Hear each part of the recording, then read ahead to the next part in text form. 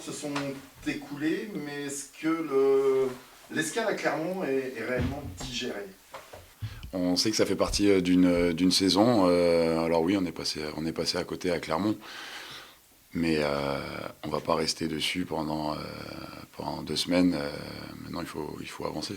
Ça veut dire qu'au sein du vestiaire, la page est tournée, parce que, on va être clair, le hack a été moche ce jour-là. Ouais. Il y a eu de la tension sur le terrain entre deux partenaires. La page est définitivement tournée. Oui, complètement. Oui, complètement. Je pense on est complètement focus sur Montpellier. Tout le monde est revenu de sélection maintenant et on est parti sur Montpellier maintenant.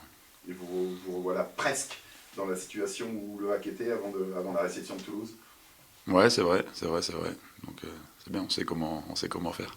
Dos au mur, on a le sentiment que quand le hack est dos au mur, on retrouve une équipe du hack conquérante, séduisante.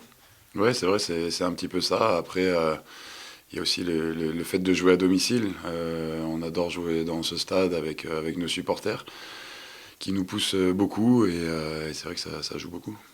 Quand vous regardez le classement, il y a plus d'optimisme que de pessimisme. Le calendrier ne vous est pas réellement défavorable.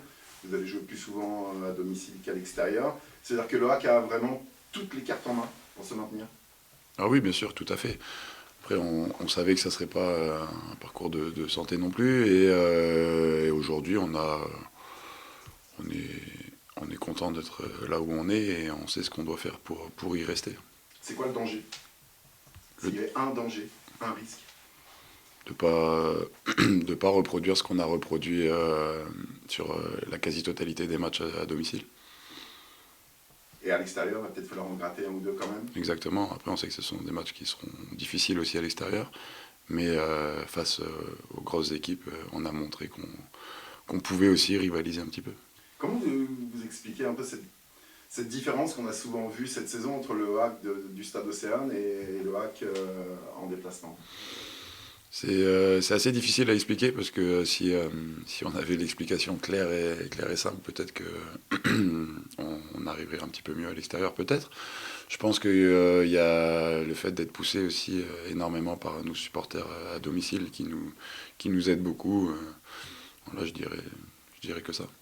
Parce qu'il y a moyen quand même de s'appuyer sur une certaine confiance. Quand vous sortez d'un match comme celui de Toulouse, Bien sûr. on peut s'attendre à avoir une équipe du hack saignante à Clermont.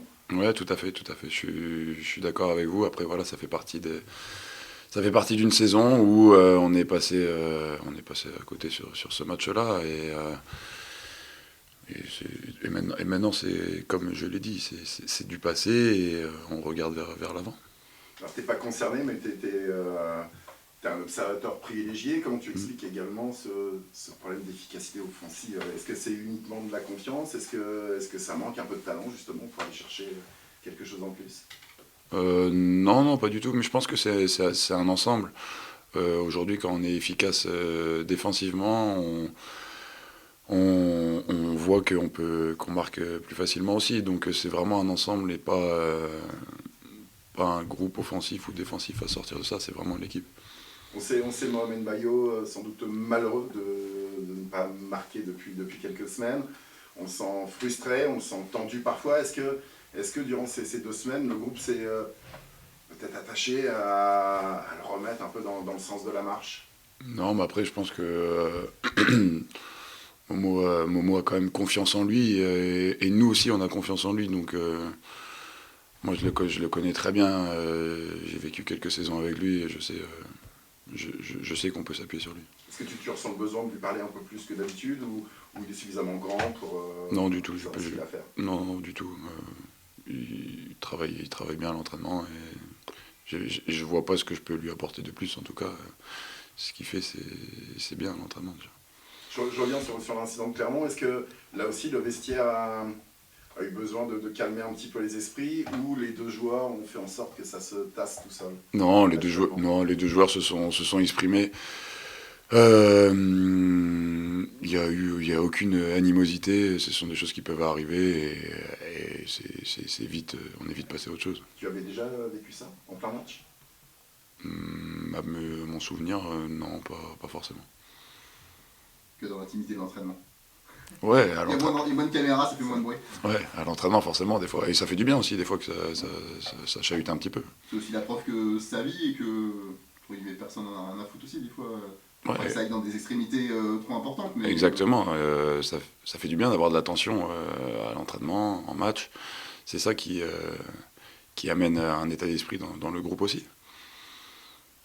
Dans cette équipe de Montpellier, peut-être candidat au maintien, comme vous, qu'est-ce qui t'inspire pour cette formation de Montpellier? Bah pour moi, c'est une équipe qui a énormément de qualité. On regarde, hein, offensivement, il y a des grands joueurs quand même. Je pense notamment à TJ Savanier, qui est un très bon joueur de cette ligue.